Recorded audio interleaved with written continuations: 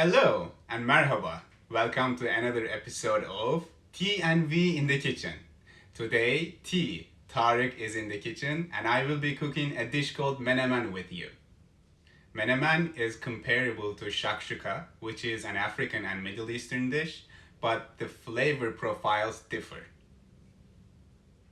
Today, we will be focusing on the Turkish version of it, more specifically Gaziantep style, which is a southeastern city in Turkey, and it is known for culinary specialties like baklava, kebabs, and börek, which is a phyllo dough bread. Okay, let's talk about the ingredients. Menemen requires only two special ingredients, and the rest of the ingredients are easy to find. One of the special ingredients is called mild pepper paste, and you can find this item at your local Middle Eastern market or on Amazon. The second special ingredient is called Aleppo pepper. This pepper comes from the city of Aleppo in Syria, and you can find this at your local Middle Eastern market or Amazon again. We will be using tomatoes. Up next, we have onion.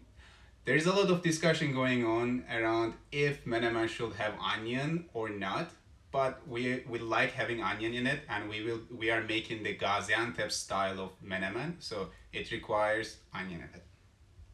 We will also have some garlic and jalapeno peppers, eggs from our chickens, black pepper, salt, avocado oil. This is my favorite cooking oil. You can also use olive oil or sunflower oil, but I like using avocado oil. And last but not least, bread. Victoria made this fresh just yesterday, and we will be eating our dish with this. You can also use a plain bagel or sesame bagel. It goes well with any sort of bread. And it is prep time.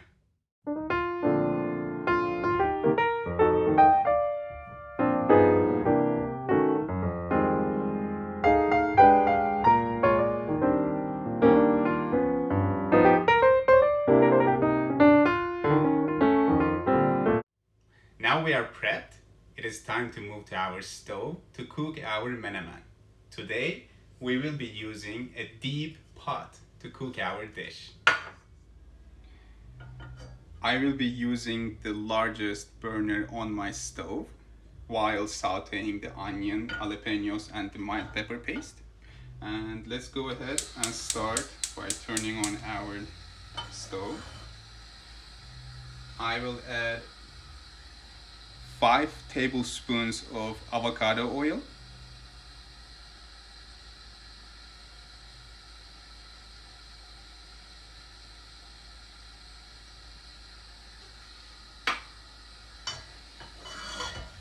I will wait for a few seconds before I add my onions into there.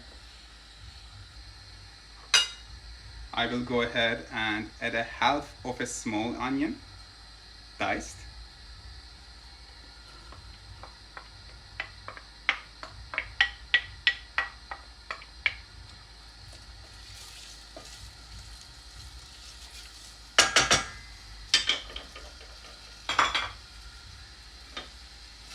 I am stirring it so that the oil will get all over the onion.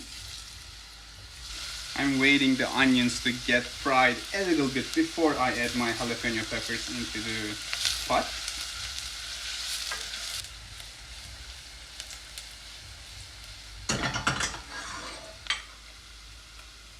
I sliced 2 jalapeno peppers and I removed the seeds.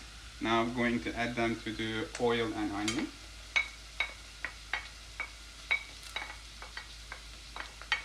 This may look like a lot of jalapenos, but remember, we will use 5 tomatoes, and these jalapenos will get lost in that tomato.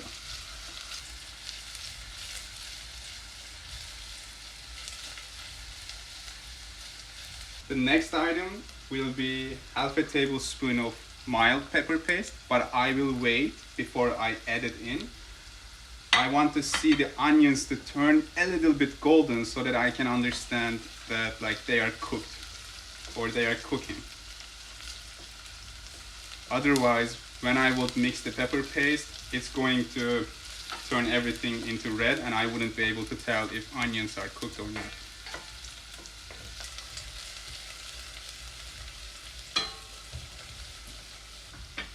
I see that my onions started to turn golden a little bit. This is the time to add the half a tablespoon of mild pepper paste.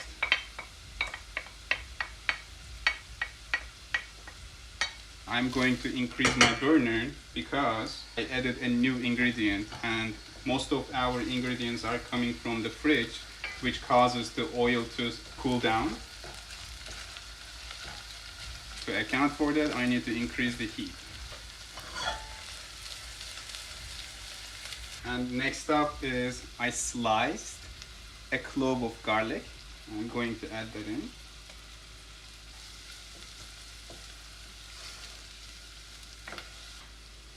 I diced 5 small to medium tomatoes, and it is seasonal tomatoes, which means they are soft and they are not greenhouse tomatoes. Also, don't forget to peel them as well. If you wouldn't peel them, you would end up with tomato skin, like separated tomato skin in the dish. And believe me, it's not pleasant to eat a dish like that. This is looking good.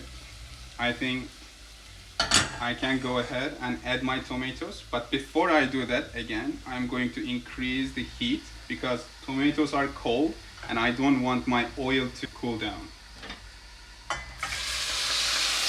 And mix it real quick. That's the trick. As you can see, the oil cooled down, but in just a few seconds it reached to the boiling point again. Right now the tomatoes are boiling, which is what we are looking for. I will mix it frequently so that the bottom of the pot wouldn't burn, because right now we are applying a really high heat to the pot. Soon the tomatoes will release their water and it will look super watery, but rest assured that water will have to cook the tomatoes, and once we are done it will get evaporated and it's not going to be a watery dish. And in fact, we are going to benefit from that water because we need a water base in order to mix our spices in with the dish. So since the tomatoes release their water, I will go ahead and add a tablespoon of black pepper, a tablespoon of Aleppo pepper, and a teaspoon of salt into the pot. This is already looking great. I will go ahead and lower the heat and close the lid of my pot so that it can continue simmering and cooking the tomatoes. We will cook it this way for around 7 minutes, but I will be opening the lid and mixing the mixture every 1.5 minutes. My heat is on the lowest right now and the lid is closed. Now we wait.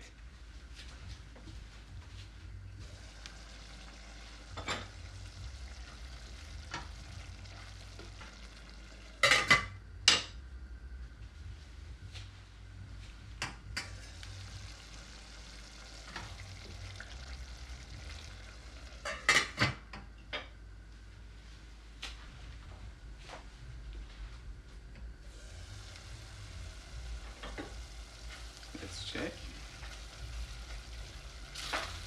Yep, they are looking much better. Now I am going to move my pot to the smaller burner on my stove. We are going to lightly beat them. First I am breaking the yolks and lightly beating the yolk and the white.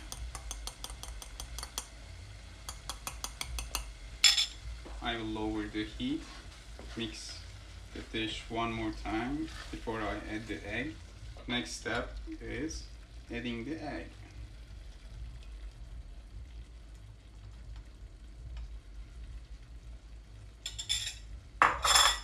And with the egg, we are not going to mix it in. We are going to fold the menemen over the egg. We are going to fold from the edges. Continuing folding it. Now I will turn off the burner and close the lid for 30 seconds. Okay, it's been 30 seconds. I will move my pot to here so that you can see it easier while I am plating it.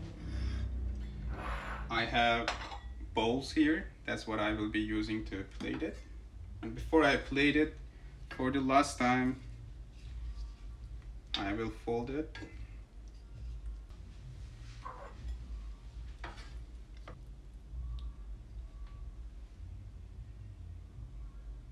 Alright friends, we talked about our dish, we learned about its history, and we looked at the ingredients, we saw how to cook it, and we plated it. Now it is time to taste it. First, I will start by cutting my sourdough bread. Again, you can eat this dish with a plain bagel or sesame bagel. It goes well with any sort of bread, to be honest.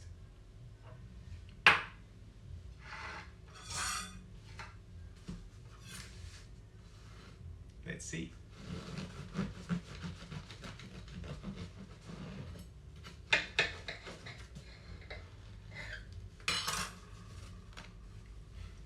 Looks amazing.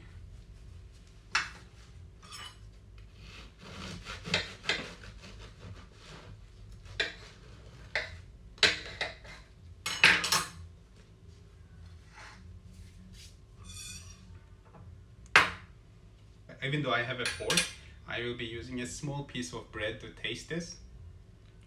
I will just dip it into my meal. It's great. I highly recommend making this dish. It's amazing. I look forward to eating this after this shot. This is great, oh my goodness. I look forward to eating this dish after this shot, and I just want to thank you for joining me today and learning about how to cook menemen. Bye bye!